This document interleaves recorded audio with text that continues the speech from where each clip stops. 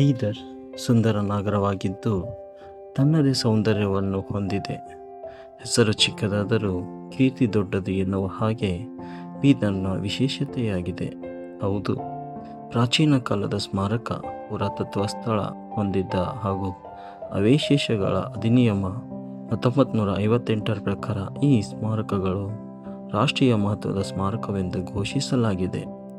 ಈ ಅಧಿನಿಯಮದ ತಿದ್ದುಪಡಿ ಮತ್ತು ಮಾನೀಕೃತವಾದ ಪ್ರಾಚೀನ ಸ್ಮಾರಕ, ಪುರಾತತ್ವ ಸ್ಥಳ ಹಾಗೂ ಅವಶೇಷಗಳ ತಿದ್ದುಪಡಿ ಮತ್ತು ಮಾನೀಕರಣ ಅಧಿನಿಯಮ 2010ರ ಪ್ರಕಾರ ಯಾರಾದರೂ ಇದನ್ನು ನಾಶ ಮಾಡಿದರೆ, ಸ್ಥಳಾಂತರಗೊಳಿಸಿದರೆ, ಹಾನಿಯುಂಟು ಮಾಡಿದರೆ, ಬದಲಿಸಿದರೆ, ವಿಕೃತಗೊಳಿಸಿದರೆ, ಗಂಡಾಂತರಗೊಳಿಸಿದರೆ ಅಥವಾ ದುರುಪಯೋಗಪಡಿಸಿದರೆ ಅಂಥವನ್ನು 2 ವರ್ಷಗಳವರೆಗೆ ಹೆಚ್ಚಿಸಬಹುದಾದ ಕಾರಾಗೃಹವಾಸಕ್ಕೆ ಒಳಪಡಿಸಲಾಗುವುದು ಅಥವಾ 1 ಲಕ್ಷಕ್ಕೆ ಹೆಚ್ಚಿಸಬಹುದಾದ ದಂಡ ವಿಧಿಸಲಾಗುವುದು ಅಥವಾ 2 ರೀತಿಯ ಶಿಕ್ಷೆಗೆ ಒಳಪಡಿಸಲಾಗುವುದು ಎಂದು ಭಾರತೀಯ ಪುರಾತತ್ವ ಸರ್ವೇಕ್ಷಣೆ ಭಾರತ ಸರ್ಕಾರ ತಿಳಿಸಿದೆ. ಈ ಗೋಪುರ ನೋಡುವುದಕ್ಕೆ ಹಾಗೂ ಇದರ ಪರಿಪೂರ್ಣ ಅನುಭವವನ್ನು ತಾವು ಕೂಡ ಪಡೆಯಬೇಕಾದರೆ ಒಮ್ಮೆ ಅಷ್ಟೂರು ಗ್ರಾಮಕ್ಕೆ ಹೋಗುವ ಮಧ್ಯ ದಾರಿಯಲ್ಲಿ ಇವುಗಳನ್ನು ನಾವು ಕಾಣಬಹುದು. ಬೀದರ್ನಿಂದ 3 ರಿಂದ 5 ಕಿಲೋಮೀಟರ್ ಸುತ್ತಲೂ ಇಂತಹ ಗೋಪುರ ಪ್ರದೇಶ ಕಾಣಬಹುದು. ದೇಶ ವಿದೇಶದಲ್ಲಿ ಬೀದರ್ ಇಂಥ ಪುರಾತತ್ವದಿಂದ, ಬಿದ್ರಿ ಕಲೆಗಳಿಂದ, ಅನೇಕ ಸಿದ್ಧಾಂತಗಳಿಂದ ಪ್ರಸಿದ್ಧವಾಗಿದೆ. ಇಂತಹ ಗೋಪುರ ಅಷ್ಟೂರ್ ಗುಮ್ಮುಜ್ ಎಂದು ಕರೆಯಲಾಗುವುದು.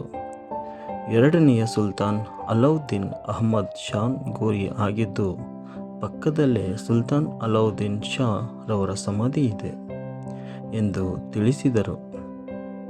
ಅವರು 2ನೆಯ ಅಲೌದ್ದೀನ್ ಅಹ್ಮದ್ ಶಾ ಕ್ರಿಸ್ತ ಶಕ 1426 ರಿಂದ 1458ರವರೆಗೆ ಸ್ವಲ್ಪ ಮಟ್ಟಿಗೆ ಅಶಕ್ತ ರಾಜನಾಗಿದ್ದ ಅವರು ಹಲವಾರು ಅಫಾಕಿ ದಂಗೆಗಳನ್ನು ತಡೆಯುವುದರಲ್ಲಿ ವಿಫಲನಾದ.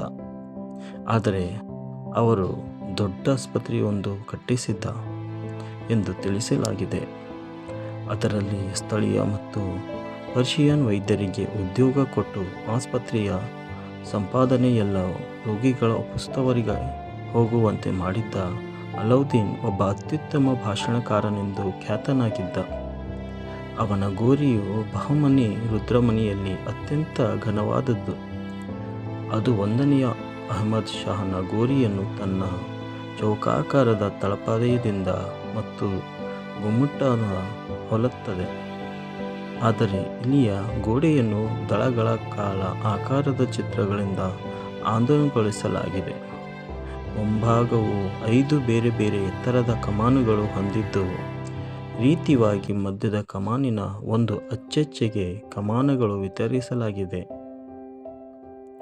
ಪರ್ಷಿಯನ್ ಪ್ರಭಾವಗಳನ್ನು ಹೊಂದಿದ್ದ ಮುಂಚಿನ ಸ್ಮಾರಕಗಳು ವೃತ್ತಾಕಾರವಾಗಿ, ಕಮಾನುಗಳು ಎತ್ತರವಾಗಿ ಮತ್ತು ಸುಂದರವಾಗಿದ್ದು, ಮುಘಲ್ ವಾಸ್ತುಕಲೆಯ ಕಮಾನುಗಳನ್ನು ಹೋಲುತ್ತವೆ.